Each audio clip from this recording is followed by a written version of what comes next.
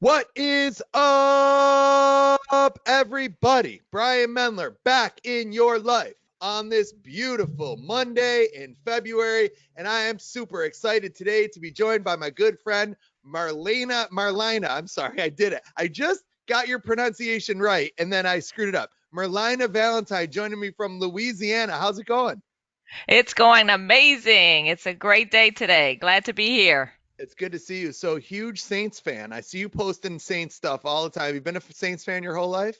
My entire life, and my husband is a bigger fan. So in this house, we bleed black and gold. I see that. I know. So you're from that area. Were you there during Katrina? Just curious. Yeah, absolutely.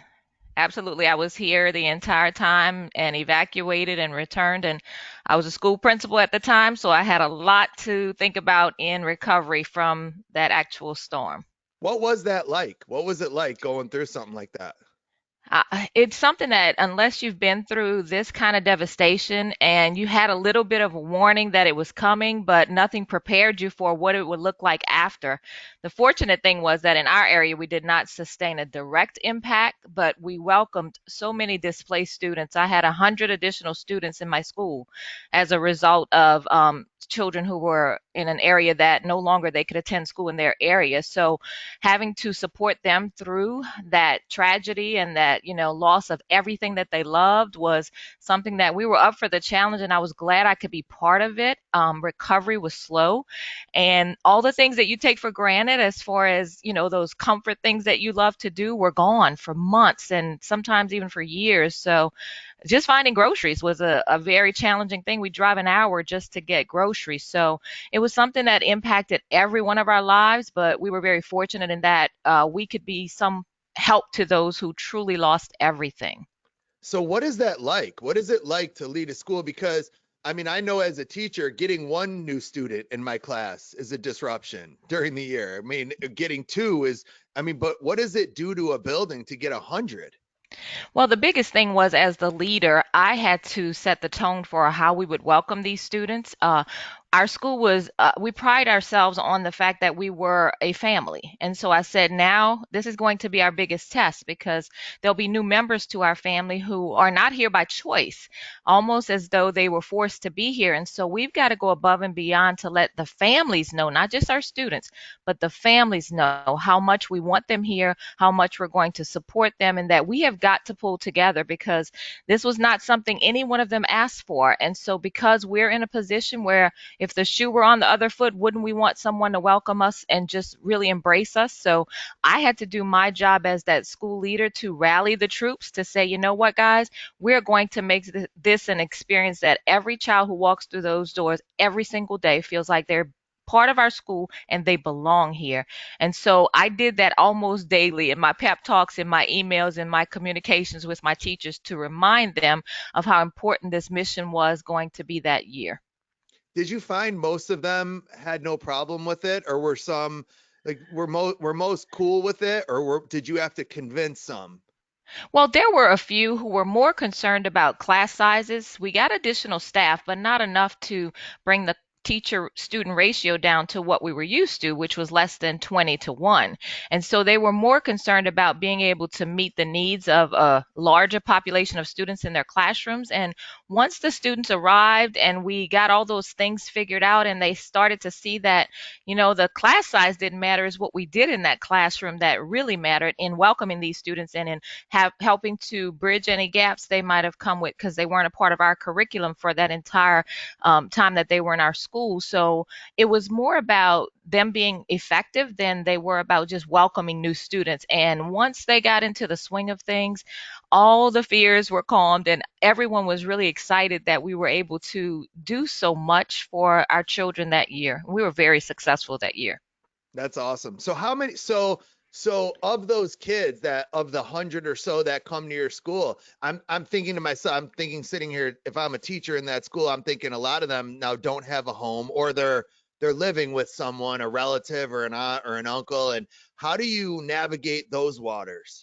And that was exactly it. Most of them were living with others. And so we had to figure out how we were going to offer support beyond our school's walls. And so we did a lot of outreaches. We went into the community to actually have events in their communities.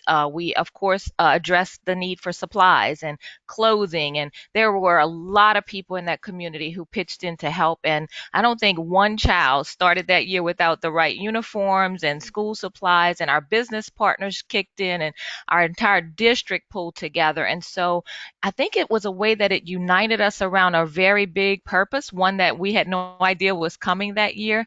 The funny part was I told everyone I thought turning 40 that year was going to be my biggest challenge of the year. And I realized that no, that was on the back burner because I couldn't even find a birthday cake. My birthday was a few days after the storm hit. So I said that was such a small and trivial thing to be concerned about when I looked at the faces of these families and their children as they trusted us and came to us, and really they felt like they were in a good place because we did our work to make sure that they felt that way.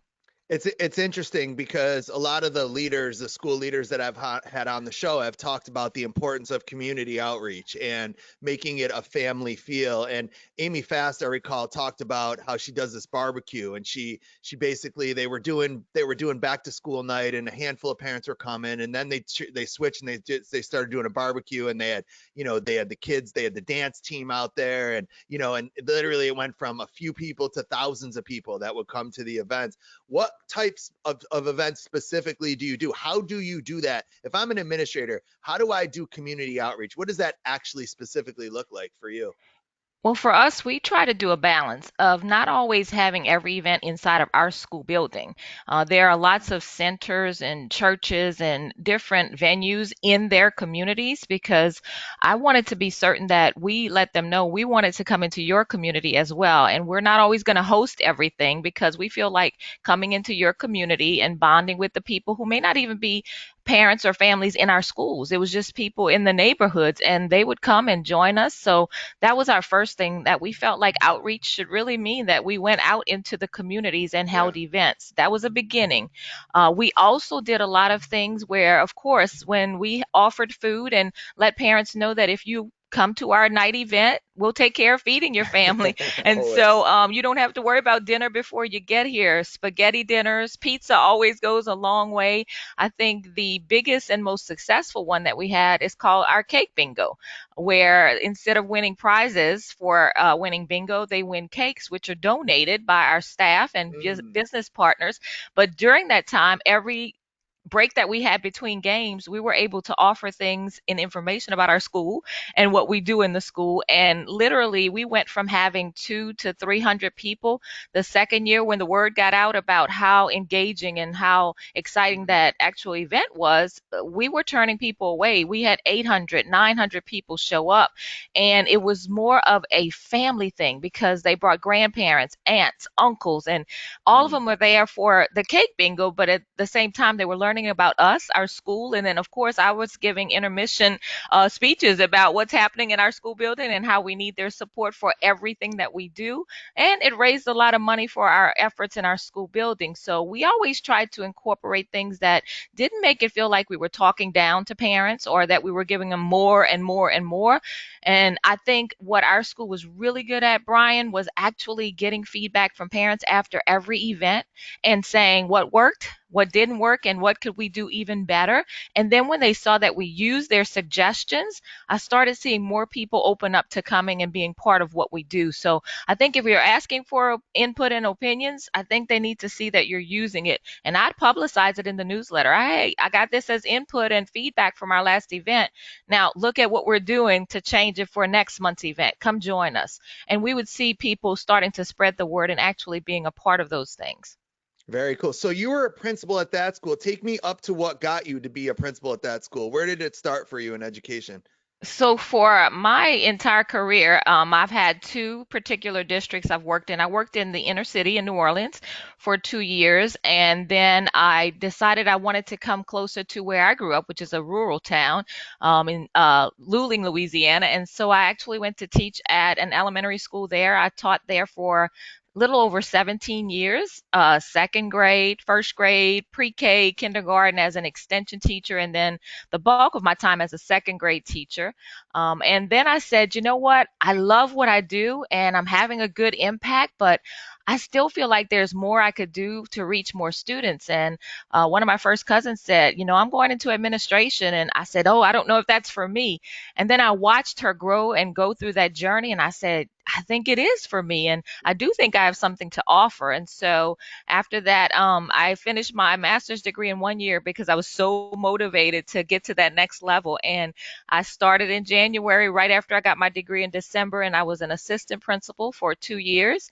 And then I became the principal of St. Rose Elementary School in St. Charles Parish. And that journey has been one that I am most grateful for because it allowed me to grow and stretch and work outside of my comfort zone. And I think it prepared me for things that were to come that I had no idea were on the horizon, just in my personal life as well.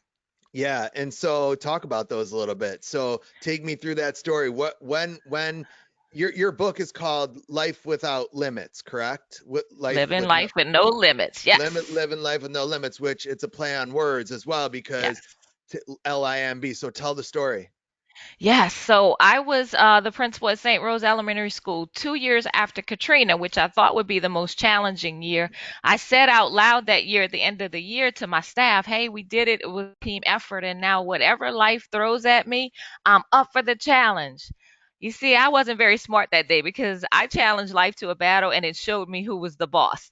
In 2007, in August, on a Monday night, I still remember the day, I was at Meet the Teacher Night welcoming 650 families to our school. And I felt this sharp pain in my side. And I said, whoa, that was pretty intense. My custodian was standing next to me and she said, you're going to get that checked out. I said, I guess I will because Wednesday is the first day of school and I can't miss it. On Tuesday, I was diagnosed with a kidney stone. And Brian, I thought there's nothing that's a big deal about that. I know so many people who've had kidney stones and they've gone on to, just live life and take care of it and move on. My doctor said that I'd be seeing a specialist on Friday to determine my course of treatment. I said, well, will I be able to go to school tomorrow? And she said, you should be able to. If you have any problems, just give me a call. Well, Tuesday night, I felt like I had the worst case of the flu ever. I mean, my body was aching. I was nauseous. I was just not feeling like myself. And I said, I better go get this checked out. So I went to the emergency room and they worked on me for many hours. And they said, it kind of could be the flu. And here's some medication. And if things get worse, please check in with your doctor. I said, is this related to my kidney stone? They said, probably not. It doesn't look that way. And just follow up with your doctor. And so I was okay. I thought, well, I'll feel better in the morning and I'll make it to that first day of school. Wednesday morning, I couldn't even lift my head off the pillow. I could barely breathe. I was having difficulty breathing. So I went to hospital number 2. At that hospital, after many hours, and remembering that this is after Katrina, so there was a shortage of doctors at many hospitals that had not come back yet to our area. So having a specialist in the area that I was looking for was something that was a struggle. And so after many hours there, I was ambulanced to hospital number 3. And there I began to go into major organ failure. My kidneys were shutting down, my lungs, and my heart. And so they decided after being there for several hours, still not having any results in improving my condition, that I needed critical care now and I'd be going to the main campus where there were many specialists waiting. And I was ambulanced to that fourth hospital, and this is now Thursday, late into the evening, almost into the night. Where? So where are you now? I'm out in the New Orleans area. Okay, so fourth hospital within the New Orleans area. Yes, Got it. absolutely. And at that fourth hospital, I arrived and I heard the physician in the emergency room saying, if you guys had gotten her here just 30 minutes later, I'm afraid she wouldn't be here. She's in critical condition. And then I was put into a medically induced coma for 7 days. But the last thing I thought was, he can't be talking about me because I have a kidney stone and maybe the flu. And this must mean something else. But my family that night was told I had a less than 10% chance of surviving the night. And that if I survived the night, my life as I knew it would never again be the same.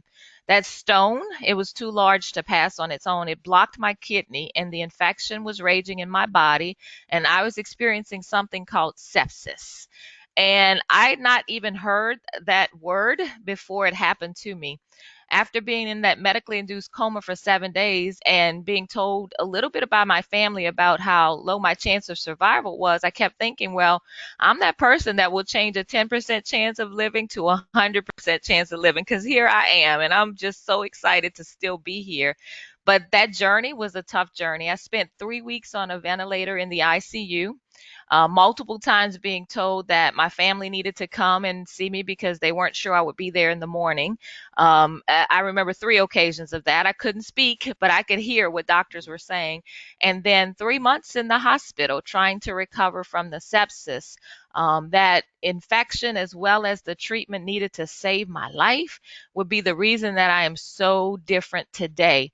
I remember thinking that I'm here and I was left here to tell this story, and there's a reason why I have this second chance. And so life became a whole nother level for me, Brian, as I realized that there's more to this journey than just the tragedy and that it happened. It's more that I now get to model for people that 5% was the tragedy. 95% is how I'm going through life now and how I responded to this tragedy. And that's what has brought me such great joy. To save my life, 9 months later, not right away, I learned that I would be receiving amputations. And so for 9 months, I was at home in my bedroom. Only time I left was wound care on Friday mornings. The highlight of my life was to actually leave my room for wound care, if you can imagine that. And they were trying to save as much of my limbs as possible, but the blood flow was lost to those limbs during my illness and my time in the hospital, and there was nothing they could do about it. So for 9 months, I watched each of my limbs die off, Oh, and finally they said it's time to start amputations. It began with both of my legs below the knee, and then a month later my left hand, and then 3 months later my right hand. So I became a quadruple amputee because of what I had gone through. And I think the best part for me is that people expected the tragedy to be my defining moment and that I'd probably give up on life, because I sure heard enough people tell me that I'd never be able to do the things I love to do again, especially going back to my job as principal. That was too demanding of a job, and there's very little chance that I'd be able to handle that. wow. And I said, my defining moment isn't going to be this tragedy. That's not who I am. That's not what I want to represent for the thousands of children. I said, never give up. I said that defining moment will come on my terms. And it did, Brian, because 2 years to the date of my illness, I'm so extra. I didn't just walk back into my school as principal. When that district said, we believe in you, if you're ready, tell us what you need, come back. I danced my way all the way in. I'm from outside of New Orleans. It was a second line that day as I entered that building and let people know that this was my defining moment, doing what I love to do, what I'm passionate about, and nothing was going to stop me from achieving that. I want to give you a standing ovation right now. Is what I actually want to do. I just want to start applauding. And I've seen you dance. You dance. You're notorious Yes. for your dancing. I've seen you post videos of yourself dancing on Facebook. What's that like though, to watch your limbs die off? Like when you're in that moment and you're laying in that bed and you go from so you kind of skipped a little bit, I think. So I was following you. You were in the hospital. You come out of the coma, and then you kind of went to 9 months later. So what are the 9 months like in between there? Sure. So after spending 3 months in the hospital in a long-term care facility, I was sent to my home, and I had no idea what this recovery was going to be like because there was no plan. No one could tell me how long it would take for the limbs to actually show where they needed to be amputated, and I was willing to wait because I wanted to be a below-knee amputee. It makes it a little easier for me to walk, and if that was possible, I was going to do that. So during that time, I literally was in the bed. I had no real connection with the outside world. I told you, except on Fridays to go to wound care. I am literally having only close friends and family visit because my immune system was not what Yeah. it needed to be. And so I'm having to find ways to keep myself grounded in the fact that this recovery is not going to be easy. No one said it would be easy, but I know if I want to get back to the quality of life I deserve, and one that I feel will make it worthwhile for all those who get to watch me on this journey, I've got to fight. And so, Brian, I turned to the internet. I started looking up amputees and figuring out what technology was out there and what kind of limbs I'd be able to have, because I knew no one who had gone through something similar. Matter of fact, I knew no amputees at all. I connected with someone via Facebook who was Mm. also a quadruple amputee, and she provided me the hope that I needed, that I could come through this, that I might get back to some of the things that I appreciate and love about life, and that there's so much out there if I'm willing to put in the hard work. And during those 9 months, Brian, I also found time to work on myself, my inner self, something that when you're in the building as a principal, you rarely get to do, that self care and self love. But I read so many motivational books that I'd quote people and I didn't know which book it came from, because that's what I did literally all day. I found online books. At the time, audiobooks were not very popular and I had no idea. So I would figure out how I could turn pages while my limbs were not attached, and actually Amazing. get friends and family to come over and read. And, I just found my strength in the fact that I'm a very faithful person. And I knew that I would be able to make it through this if I trusted in this plan, and that God was going to bring me to it and through it. And so those 9 months required me to dig deep and to fight. So when you came out of the hospital, did you know you were going to lose your limbs? Pretty much I did, because they were already turning blue or black. It sort of looked like it was frostbite. And then they began to get very hard, almost like they were made of concrete. And so they were sort of crushing what was left of the tissue inside of there. So the pain was incredible Mm. and intense. And so the doctors did say eventually you will lose some of your limbs, maybe all of your limbs, and be prepared for what that looks like and what that might be like. And it's amazing that when I heard those words, you may lose all of your limbs, I smiled. And one of the doctors looked at me and he said, I'm concerned that you're not processing what's happening to you, because Right. I'm saying that you're going to lose all of your limbs, and you smiled. And I said, you just don't understand that I know that there's a reason I've had to go through this, and this path I was chosen to go on is different, but there's a reason, and I'm going to be able to maneuver this, navigate through this, and use this as a source of inspiration and motivation. And so I smile, because I know everything you're telling me I won't be able to do, I'm going to come back and show you that I've done it, and it's going to bring me great joy, because people believe in me and I want to prove them right.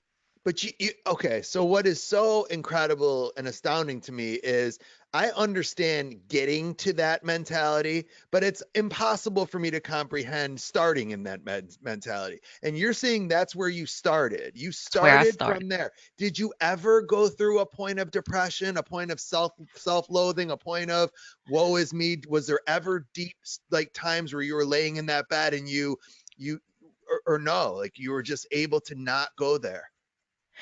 Brian, I can say without any hesitation, I did not have one moment where I was depressed, felt sorry for myself, had any pity about why did this happen to me. And when people would come and say to me, I know you're saying why me, I know you're asking why me, I said, I haven't asked that not one time. And what I really do say is, why not me?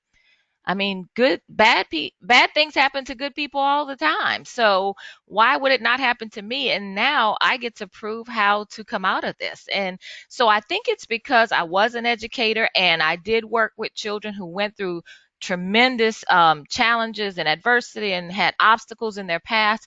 And I always was their source of inspiration and motivation. And I said, now here's your opportunity to prove that you weren't just all talk. And growing up, I believe that my family instilled in me the strength and the perseverance that I needed. I didn't know I was this strong, Brian, until I had to be that strong. And I remember laying in that hospital bed and knowing I was facing amputations and thinking, this is going to be okay. But your attitude about it has to be one that you believe you're going to make it through, or otherwise, this isn't going to work. And so I did not have one moment. I used to tell people, don't invite me to your pity parties. I'm not coming. Keep your pity snacks and your pity punch. Leave me out of it. Come over here with the spirit that you're ready to support me and get me through this. And if you're not in that space, then I'm going to need you to get in that space before you come in my space. So, no, Brian, and I don't say that without, any hesitation. I felt like from the very beginning I was going to be okay. And I believed in it. And God gave me some strength that I didn't know I had. It's usually at the end that I tell my guests how inspirational they are, but you take it. I mean, it is just unbelievable to hear this and to see that smile on your face and to know that you believe it, like you believe it deep Do. down. And so what is it like? So when you lose your limbs, what is it like? What happens? What how does it?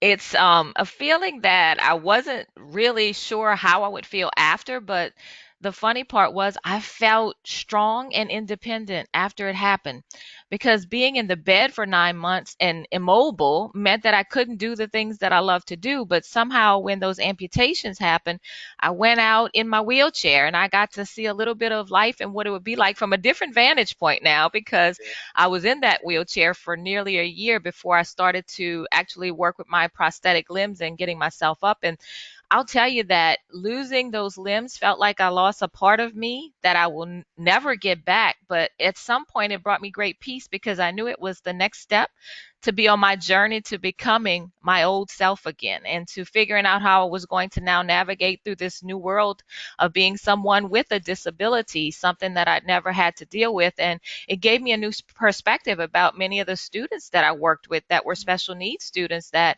I got to see things and view things and think about how ADA compliance meant a whole nother thing to me now because I was living and walking in that world. But losing the limbs for me brought about a change that I was ready for because it now allowed me to get back to being more of my independent self with support. So, if that makes sense, I Yeah. needed a lot of support and I had a great, strong support team, but now I could actually figure out how I was moving towards being my old self and getting back to things that I love in a new way because I'll never be my old self again.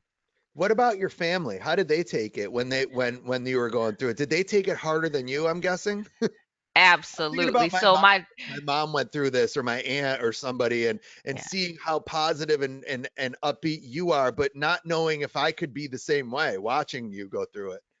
Absolutely. So my daughter, the weekend that this happened to me, was about to start college, and I was about to bring her up to college that weekend. And I thought that's going to be the most struggling thing that I do is bring my only child up to college. And I never got to do that because I was in the ICU. So when I woke up, I didn't know if she actually made it to college or if she was still there trying to support me. And she was 17 years old and trying to figure out. And for her, it was probably the hardest thing in the world because she said so many times she was told that I would not be here to be a part of her life. And then she had to go on with trying to do what she knows I wanted her to do, which was go off to college and let me fight this battle and come and see me as often as she could.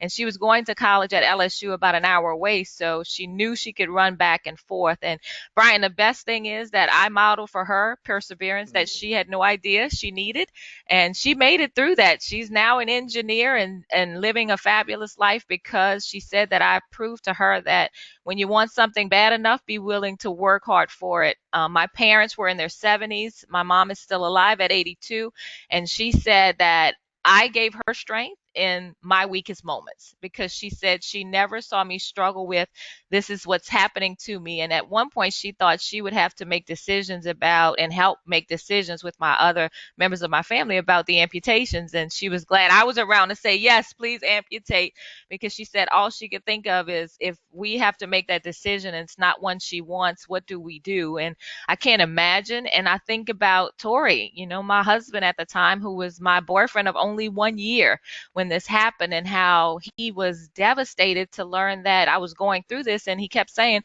if I could be the one fighting this battle and not you, I would have done that in a heartbeat. So it impacted them greater than I believe it impacted me because all the while I kept knowing in my spirit I was going to be okay, but they had to figure out, was I really that strong and I was really okay with it all? And was I just putting on a facade for them so they wouldn't feel badly? But truly, they learned and they know who I am, that this is me, my true and authentic self. Did you feel like your students and your staff were there for you during the during it as well? I can't tell you how much my school, my students, their families, and my district supported me, Brian, every step of the way. I kept getting all of these get well cards almost weekly. I'd get a delivery. I got videos from students and teachers saying, keep fighting, we're here for you. Parents would send things to the hospital because they knew they couldn't visit, and they'd send all these cards and gifts and gift cards and saying, we're here, we're ready, we're here to support you.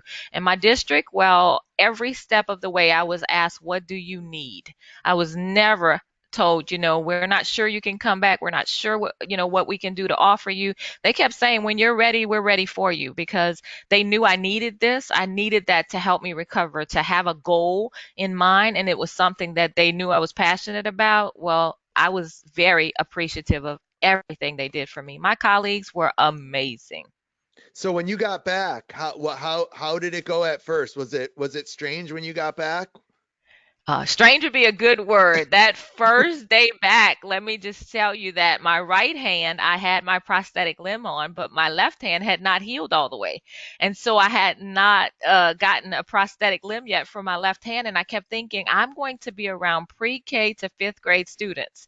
And I'll have one prosthetic hand. And what do I do? And how will they receive me? And I knew the adults would welcome me and still be a little uncomfortable with the change and wanting to see, could I truly be that leader I was before, now that I had such, a different perspective and physical appearance in life. But I'll tell you, when that first day of school happened and those kids saw me in the spot where I was before I left, every day at that door, welcoming all of them when they got off of their school buses, I got the biggest, I guess, comfort that I could, because they just embraced me. And to be honest, most kids didn't notice that my left hand was missing. I remember when it finally came in 2 weeks into the school year, children were saying, well, which one is your real hand? And I'm thinking, neither one, and that brought me great comfort, because they were never uncomfortable. They were never scared. And I tried to be as transparent as I could, of course, being age appropriate. I let them know, and they were a part of the story, because most of them were there when I became ill, and they were still there when I returned. So they were waiting to see how I would return. And I remember them saying, can you walk? Can you walk? And the day that I stood up right by that door and I moved towards them, their eyes just lit up. And it became such a, I guess, a transformation in our school about how we accept people, but more than just tolerate people who are different, embrace them. And I think that's the message that I wanted to send by returning, that we're all different, but we're all beautiful, and we've got to love ourselves. And the reason you guys love me is because I was beautiful on the inside long before my outside was beautiful. And so, although the outside is different, you still fall in love with the person who's on the inside. So, it gave me a great venue for those kids who were struggling with self acceptance and all those things that they struggled with in self-esteem, to say, look at me, look at how I go through life now. And I'd show the students, if they ask, what do you look like without your limbs on? Here you go, let's go talk about this. And my fifth graders, they wanted to know everything, and so age appropriately I shared. And they still tell me today that being a part of my journey has tremendously impacted their lives. I have one student I met last week. He's going to college, and he's going to study biomedical engineering, because he wants to be able to make prosthetic limbs and medical devices that will help people who have a similar situation to mine. And if that's not my full circle moment, I don't know what is, because he was there in the journey, and he said that transformed his life forever.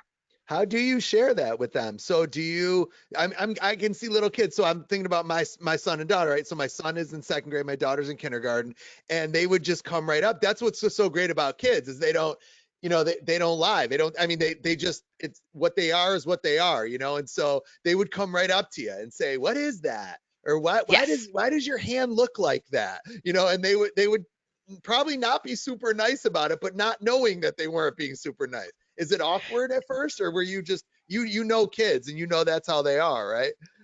So I know kids, and I know they are brutally honest, and they had been brutally honest with me before in telling me many things that I went, now let's talk about why that's not a great thing to say. But I never had to say that. I can tell you my kindergarten students, the biggest challenge was they wanted me to open their milk and tie their shoes like I always did. And so when they would ask, I would literally say, let's feel my hands. Remember, these hands don't move. They would touch them. They would ask questions. They would say, ew, they feel funny. And that never offended me because it's silicone. It does feel funny. And so I would say to them, I know, but let's think about what it does for Miss Valentine now that she's here at school and what I get to do because I have these on. And so I would absolutely answer every question. I went to every classroom upon my return. I allowed the kids to ask questions, to touch my limbs, to feel what they felt like, to tell them what things I could do, what I could not do. And I still remember this young man who was in my pre-K classroom, 4 years old. And I used a motorized wheelchair that first year back because my building was a two-story building, very large. I had 650 students in my school. And so I knew I needed to be able to get around and get to spots very quickly. And he would see me in that motorized wheelchair and he would always stare. And then one day he said, why do you get to have that chair? Because he'd see me walking and then sitting in the chair. And Mm, I explained to him that my special legs would get tired. And he said, well, can I get in a chair too? And I said, well, no, this is for Miss Valentine because, my legs get tired. He said, well, my legs get tired too. And I want to ride in a chair too. And I kept thinking, here's a 4 year old thinking it's cool to be inside of a wheelchair. And the innocence of it all was that he just wanted to go around the building fast. right. And so he never saw it as something that was a bad thing. And then children who were in wheelchairs in my school building started getting high fives from kids because they're like, you're in a chair like Miss Valentine. That's cool. And literally I would go in the room sometimes and just cry because I thought I'm changing the lives of everyone in this building just by being here. My presence matters. And so my existence will matter. And that's what brought me such great comfort, Brian, that children ask questions, but never once did I feel like I shouldn't be transparent and authentic and share age appropriately. Not all the gory details, but Sure. yes, I've experienced loss. Yes, I have, limbs that are missing. And my older students, fourth and fifth graders, they wanted to see that. And so I'd have a picture and I'd show them, this is how I am in the morning. This is who you see right now. So imagine what it takes for me to be here. So there are no excuses why you shouldn't be here. And it began to be something that they felt comfortable asking questions. And I had to be okay with the fact that those kindergarten and first grade students, they might say things that could be offensive to some people, but not to me because I knew they were saying it from a place of, I want to know more about you. Yeah. And that was what it was. I think one of the biggest mistakes that a lot of teachers make is they don't share enough personal information about themselves and about their life. And I actually believe that's one of the things that makes my presentation so effective is that I It is. I overshare. I mean, you learn every detail about my life Yes. and it connects people to me and it makes people say, I want to hear more. I want to know a little bit more about that person. Did you find that by doing this that you saw teachers in your school start to become better at that part of the job? Yes, there were many teachers that said, hearing you open up about the struggles and about how just getting here this morning was not an easy task. It allowed me to share some things with my students in our morning meetings that I don't think in the past I would have shared. And it's not big, huge, tragic things like you have or obstacles, but just the fact that there are times I struggle too. And there are times I make poor decisions and I'm able to be here because I was able to get past that. So I think our teachers were always very open about things, but I think it made them more comfortable to say, let kids know that we aren't perfect people, that we've gone through struggles, but that when you work hard, you get past those struggles and that they're going to mess up and make mistakes. But the best way to fix that is to keep going. And so, yes, I do believe many of them felt more comfortable with saying, I need to open up just a little more so my children can connect with me in a way that I actually bring them some sort of inspiration and motivation to say, if my teacher could do that, maybe I can too. So, is there anything that you can't do? Like, can you work out? How do you work out? So let me be quite honest, Brian. I didn't work out before I lost my limbs.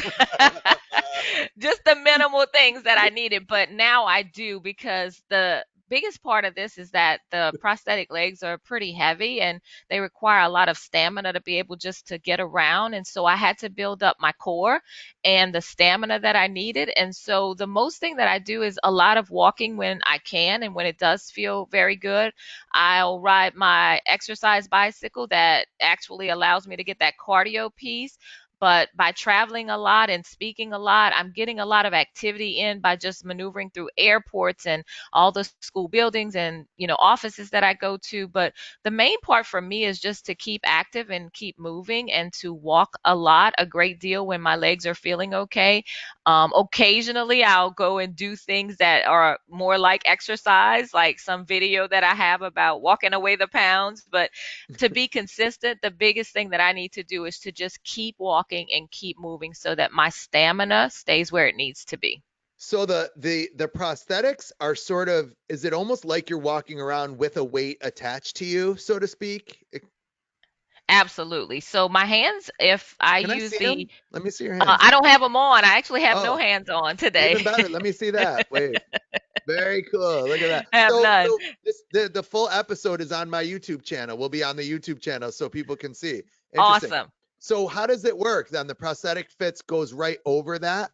My prosthetic hands are like gloves, almost like you're putting on a silicone glove. And so they just slip on and they're attached by suction. So that stays on and they're pretty light. So they're okay. But my legs sometimes are feeling like I'm actually walking on stilts because Mm. it's not a part of me and I'm learning to let that become a part of me.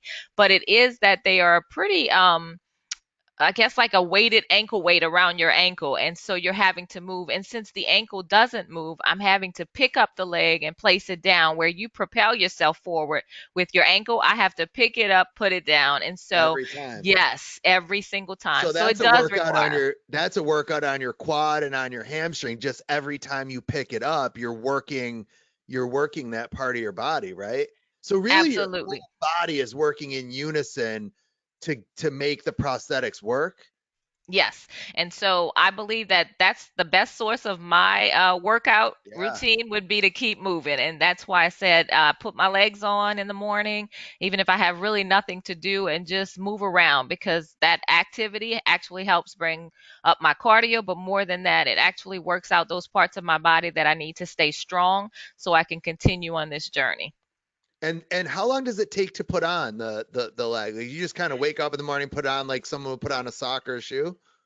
Well, it takes a little longer than that. It's a great blessing that I have my husband who is here because I still have difficulty putting them on independently because of having all four limbs missing. I'm still working on that piece, and so it takes him roughly an hour to actually get me ready in the morning from putting on my prosthetic limbs, which is like slipping on a liner and some socks, and then the actual limbs, and then because of who he is and what I need, he's actually getting my makeup and my hair done. So we take an hour to get ready in the morning. And so our day begins pretty early to make sure that I'm ready for what we need to do.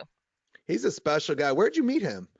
So I met him at a Valentine's Day party, and his last name is Valentine. So I knew that was something special about him. He lived in Baton Rouge, which is an hour away from me, and I was, brought to this party even though I reluctantly did not want to attend. And look at the rainbow that was found in that storm, which is what I say about my life. I've had so many of the biggest rainbows happen after my biggest storms. And so he was there, and it was a year before I became ill that I met him, and we'd only dated for a year. So I truly expected him to say, you know what? I didn't sign up for this. This is not what I call, the life that I want to live. And I'm out, because there are many people who would be married and they might bail on someone going Absolutely. through such a tragic thing. But if you have unconditional love, I still remember the day, Brian, that he said, I didn't say I'd fall in love with you only if you stayed the same. I fell in love with your heart. I'm not worried about your missing parts. And I thought I will forever remember those words because they still mean so much to me. And now he goes with you a lot of places. He drives you around, right? Can you drive? Can you drive? So I have driven. I probably could do it. It requires a driver's rehab that because I'm so busy, I have not done. But he keeps telling me he doesn't want me to take that job away from him because he does travel everywhere that I go to, every speaking engagement, every school that I visit. He is there. And I think it's because we actually do like each other, not just love each other, that it works. And so driving is the next big goal on my 2020 vision that I want to be someone that can do it, even if I don't have to do it. But yes, so he is every part of this journey, on this journey with me, and he provides so much of the support that I need to be able to carry it through. Do you wear the prosthetics all the time usually, like when you get up, or do you just sometimes get up on a Sunday and just say the heck with it today? I don't want to deal with it. I'm just gonna hang out, or how does that work? So no, I will wear my legs every single day because Every that's day. how I get to move around the house. But hands are optional. And I say that all the time. That's one option that I opt out when I am at home. I Hilarious. actually can do more without the prosthetic limbs on for myself. So in this home and sometimes in little errands that I run, I will definitely have my prosthetic legs on, but not necessarily my hands because to me I need to be able to be up and mobile, but I don't need the hands on to do what I need to do. Why is it easier to do stuff without the prosthetics? Because Because I they don't can move?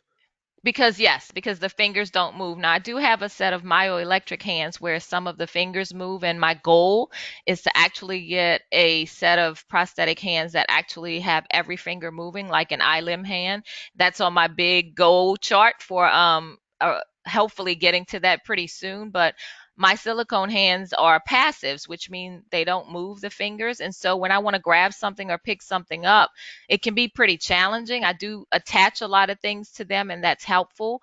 But when I'm at home and I want to grab a glass, if I have my residual limbs, I can just grab it and I don't have to worry about anything falling. So it makes certain tasks a little easier. Interesting. I just, it's so many questions keep going back in my mind. There's no like order to this. When you left the hospital, were they sure that you weren't going to die? Like you knew you were going to lose your limbs, but did they know, or were you still during that 9 months? Were they still not sure if you were even going to make it at all still? No, when I was actually sent home after the 3 months in the hospital, I was pretty certain that every doctor that met with me said that I'd made it past that critical point Okay. and that I was not at risk for actually, having a health issue that might cause me to die, but that they were uncertain once the amputations began how my body would react to that kind of trauma and all of that. But the care that they were giving me said to me that at the release date that I was going to be okay once I made it home. Yes. What does it do for you in life? I've talked to guests who have come on my show who have talked about losing their child, or, Mhm. a child being abused, their own child. And, what does it do for you going through life with this type of perspective where you literally know that doctors said you had a 5 to 10% chance of living? Like what does that do for you on a day-to-day basis in your life?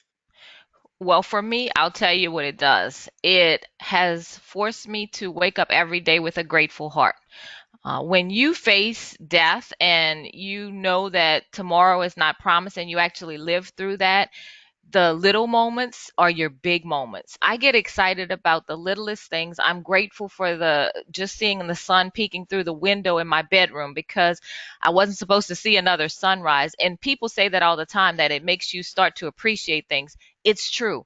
I will say to people, are you not grateful for all the things that you have and thinking about what you can do in life and yet you're still miserable? I just met a gentleman who said to me after one of my speeches that he has a hard time believing. And he said, I'm not saying that you're not being truthful with us, but I have a hard time believing that you're this happy every single day in your life. And you lost all of your limbs. So how can you really be that happy about life?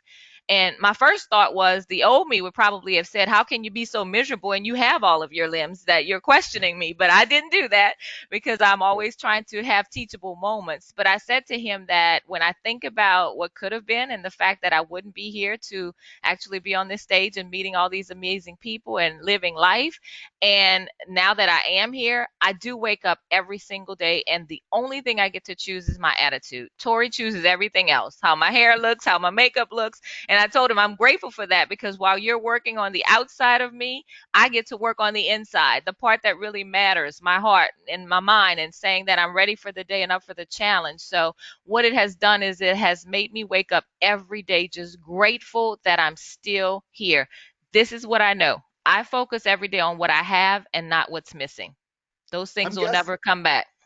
I'm guessing though that that man who said that to you, I'm guessing that that's a common theme because that's exactly what I thought at first as well. I mean, I don't know how you can be human and not at least in some way go there. I mean, I think it's just a miraculous thing to hear, and it's so amazing to that somebody can go through that and just come out with a smile and taking life the way you do. And look, this has been the case since I met you. I mean, since Yes. I've never met you without a smile. I've never seen you. You are one of those people in the world that lights up a room, and there's not a Thank lot you. of people like that. But I'm talking about when you come in a room, you just make it a better place. And I remember vividly the very first time that I think I had met you before this, but like we were in Orlando, I believe, Yes. and Yes.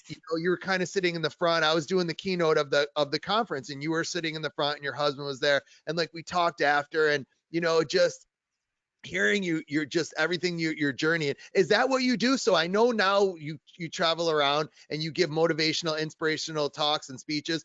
I've seen you a little bit. What exactly do you do other than is that what you do? You tell your story?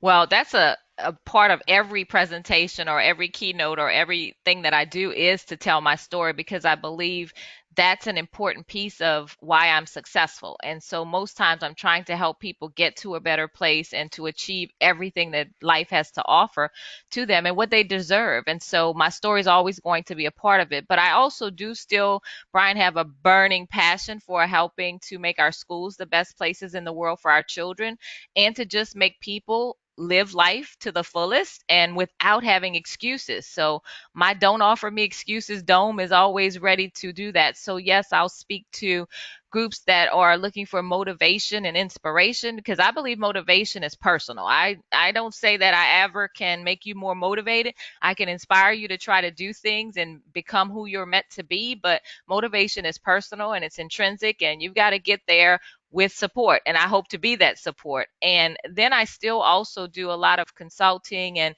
working with schools on climate and culture and doing those things that I know will build capacity in the schools outside of just worrying about the instruction and the teaching practices and all of that, because I believe it begins with the climate and culture and how we treat our children and how children feel when they're in our space. So all of those are things that I do. I say all the time that I have not narrowed down my focus because I think life affords me so many opportunities now. So what about your childhood? You grew up in sort of rural Louisiana? Yes. Yes, I did. In a small town that till this day we do not have a traffic signal or a grocery store. My mother still lives there. So very rural town. We call it the country. And I'm so grateful for that humble beginning because my mom was an educator for 40 plus years as well.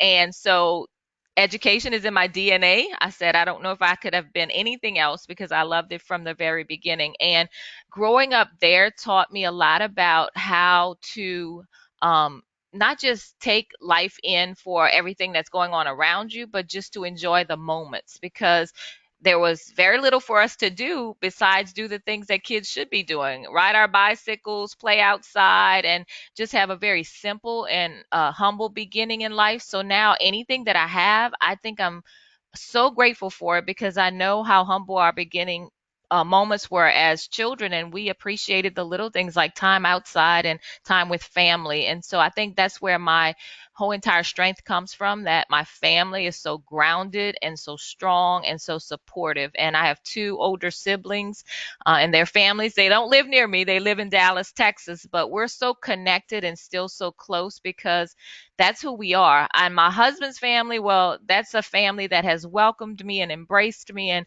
I just feel like I'm so blessed because I was raised to figure out what's important in life. It's not the things or the places you go, it's the people that love and support you.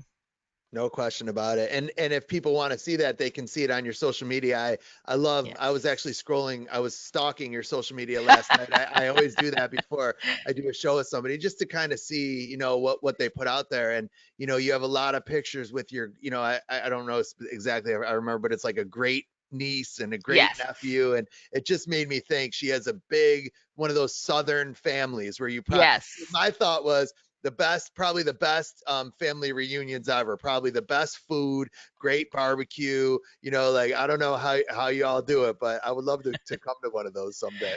We'll have to get you here for one of our seafood boils. You'll I never leave love the same. I love the food down there. It's one of my Yes. favorite places to eat is Louisiana. I love the crawfish, and I love I love the Cajun and Yes. the seasoning, and they know how to cook and they know how to eat down there. Not always the healthiest food, by the way. No, not at all. Everything's like mac and cheese, and but man, is it good? Is it not good? Yes, it is I love good. it. It is comfort food, but you have to keep a balance. You have to keep it balanced. So, any last pieces of wisdom or advice that you want to leave people with? I just think that one of the things that has gotten me to this point is my mindset, and that we get to make that choice every single day, how we're going to go about our day.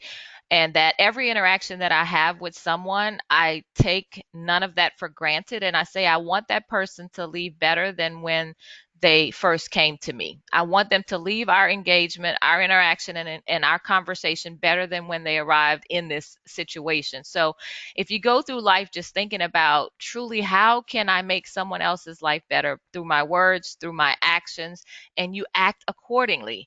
I'm a big proponent of let's just have more kindness in the world. And even when people are not kind to me, or something that I feel is offensive to me, or something that I feel I'm suffering some sort of injustice, or it doesn't work for me, I still figure out that everyone's fighting some kind of battle. I've had many storms in my life, believe me. And to come out of it this way means that I've got to stay as a model for others of perseverance, of love, of kindness, of passion, and just being grateful for all that you have. That's what I want you to do. Focus on what you have and not what's missing. And those things will bring you joy. Amazing. Listen, these hours go quick. I They appreciate you do. so much. It was so much fun. People can follow you. I know you are on Twitter, you are on Instagram, you are on Facebook. If they want to get a hold of you, they can find you there, correct? Yes, on all three of those social media outlets. Yes. All right. Merlina, you're the best. Thank you so much for doing this. I hope you enjoyed. Thanks, Brian. I am so honored and excited because, I've been following you longer than you've been following me. So I thank you for everything that you do. You bring so much inspiration and motivation to my life as well to keep on this journey for fighting for the kids who need us and our love the most. And that's really what it's all about, right? It's really Yes. all about all of us just supporting each other. And I'm going to get emotional because I feel like Yes. really the whole thing is to just try to help kids, and we're all so much better together. And when we all just support each other and lift each other up and come together and hear each other's stories and tell each Yes. other stories and be there for each other, it just makes the world a better place. And I'm so grateful to have you in my life, and I'm so grateful for our friendship. And I marvel Yes. at what you do, and I'm proud of you. I know when I Thank you. first met you, you were somewhat trying to start to get Yeah. into our business, and now you just posted you're in the busiest month you've ever had, and there's weeks you're doing 3 or 4, sometimes 5 gigs in a week, and you deserve it. You deserve every Thank single you. thing that you get, and you should be so incredibly proud of yourself, and so should your husband, because what he is doing standing by your side is that's what real men do, and he's a great human being. I He is. met him, and it's interesting, like, I don't think of you without him. Like, Yes. when I think of seeing you, I always think of seeing you and him. And but what he does is he's so good at staying he lets you have your shine. Like he's Yes. not interested in being in front and center, but he's right there supporting you, but he's always behind you supporting you, letting you do your thing. And I just think I feel I'm getting emotional because my wife's the same way. You don't see her with me. She doesn't travel with me. I have two little kids, so it's impossible, but she's the same way. Like she's really the strength behind everything that I do. And it's, to have that in your life is so incredibly important, I feel like. You hit the nail on the head. Like going through life without him, I can't imagine because he does such a good job of, I'm in the background, but I'm here if you need me. And I want to put him in the spotlight, and he wants no part of that because he said, my main goal in life is to make sure you get what you want out of life and where you want to be in life, and you help others. And together we'll stay on this journey forever. So, Eh, Brian, I'm just so grateful for all of this so that I could share this story and bring him into the forefront just a little. Thank you for doing yeah. that because I believe there's such a powerful thing and a message about love that we have.